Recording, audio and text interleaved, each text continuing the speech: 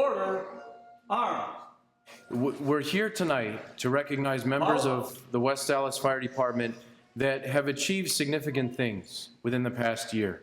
For many of them, they've achieved a promotion and are assuming new responsibilities, taking on roles, responsibilities, some of which are quite sobering, that they haven't had before. Those promoted positions can be sobering, but it's also a significant achievement when one is attained. So this is our opportunity to congratulate the members of the department that have taken on new responsibilities within the past year. And then we also have members of our department here today that are officially transferring from a trainee role into a full-fledged firefighting role within the West Allis Fire Department.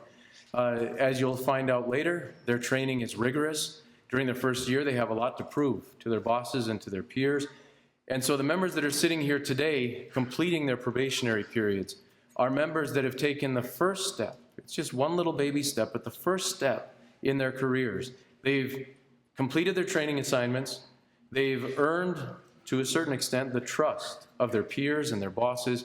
And now we're here to welcome them as full-fledged members of the West Allis Fire Department. So we have a lot to celebrate tonight. The mission of the West Allis Fire Department is to safeguard the lives and properties of the people we serve, to reduce risk and incidents of emergencies, and to enhance public safety while working with community partners to improve quality of life. Our promise to our citizens is to do so with honor and compassion while at all times conducting ourselves with the highest ethical standards. Now, many people here tonight have exemplified different portions of that statement. If we continue to accomplish our mission, that sets us up to achieve our long-term vision, and that vision is to create the safest community in the nation through the strategic use of preventative measures, community outreach, and emergency mitigation. And I want everybody to think about that vision for 1 second, to create the safest city in the nation. Now, to our new members in the front row, these are pretty high expectations. We want this organization to be the best. In order to do that, we need each of you to be at your best at all times. We need you to be the most well-trained, the smartest, the fittest, the nicest. And I know it's not possible for one person to be all these things at all times, but that's why we're a team. And when one person on this team lacks, others make up for. For the first 12 months, you were all probationary firefighters. You're all entry-level employees. But over the first year, you continued to learn, to develop, and to prove yourselves. Your probation is now over, and your spot on the team is here to stay. But that cycle never ends. We now have a brand new batch of probationary firefighters on the team, and while you never stop learning and developing yourselves, now you need to act as mentors to these new firefighters. Work with them, develop them, and help them get here in these seats where you are today. I just kind of want to stress, the vision of the West Allis Fire Department is to create the safest community in the nation. That's a high goal. Is it unrealistic? I don't think so. I think it's very possible. Our fire department is incredible. This fire department strives towards that goal every single day. And although helpful, it is not the shiny new fire truck or the decked out paramedic units that makes this department exceptional. It's the people. Firefighters and paramedics who man these stations 24/7, 365 days a year. People who consider what they do not just a job, but it's their passion. Tonight, we're here to recognize the 4 individuals who have committed to making the first steps of that evolution. The decision to accept a promotion, moving from the rank of firefighter to the rank of lieutenant, is likely the most significant decision of their career. And I suggest that that decision to take this promotion will remain so no matter how long they are on the job. Even though the jump in rank on paper or in the organizational chart doesn't seem as significant as stated, the jump itself ultimately signifies a huge shift in the load of responsibility and operational outlook of the individual. By accepting his promotion from firefighter to lieutenant, the individual is notifying all of their peers and the management team of this fire department that they are ready and willing to take on the responsibilities of leadership, and that they are going to assume responsibility for not only their actions, but the actions of their crew. As lieutenants, they will regularly be in charge of a crew of firefighters and have the duty of directing teams' actions and abilities, both in and outside of the station. Their attitude and leadership will set the tone and the goals of their assigned crews. Captain Kurt Malley. Now we'll bring up the lieutenants, and we'll start with Lieutenant Jesse Schwark.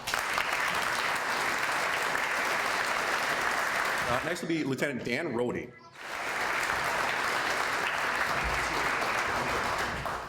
And finally, for lieutenants, Lieutenant Kyle Nowak.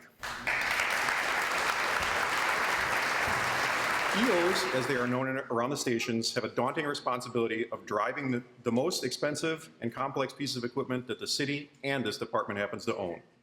Our fire apparatuses are symbols of our presence in the community, and how we both care for them and operate them out on the road reflects directly back on our organizational reputation. If you ever want people to wave and smile at you out as you're driving around, I highly suggest buying a fire truck and taking it for a ride. On second thought, the gas mileage isn't that hot and they're really tough to parallel park.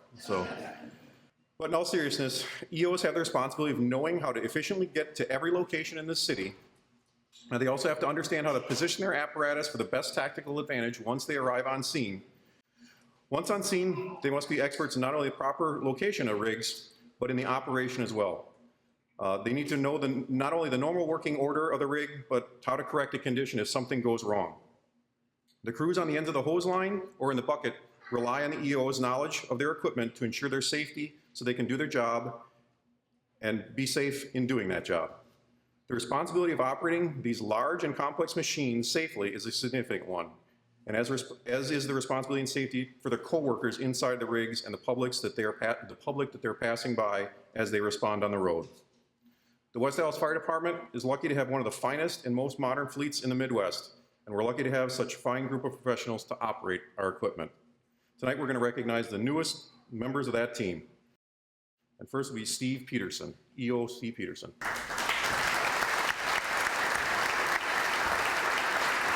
And next will be equipment operator Kristopher Ries.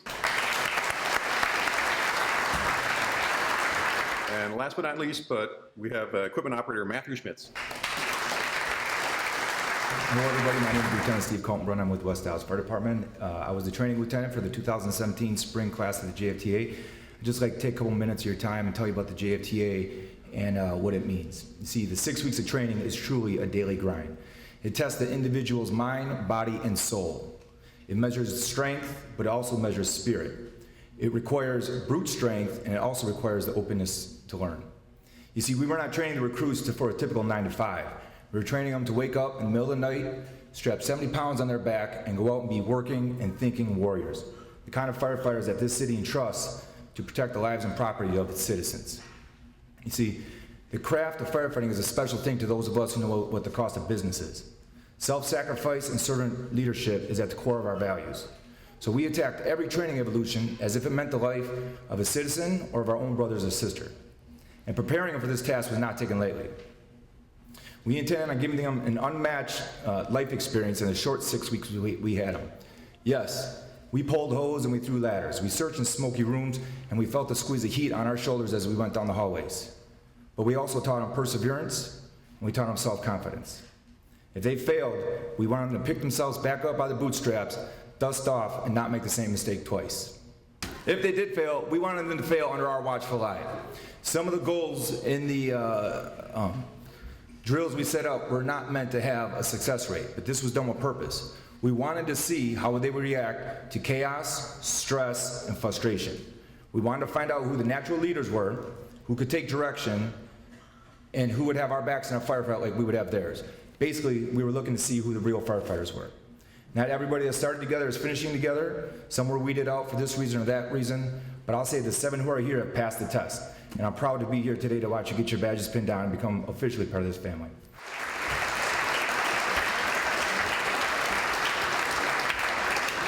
First up is Crystal Apfel.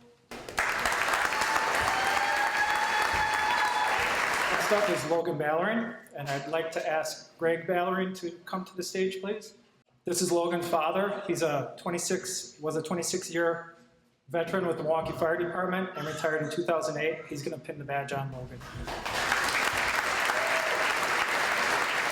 Next up is Kate DeLacy.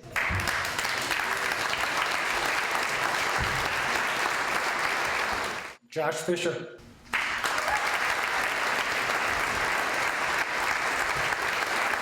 Antonio Gabillion.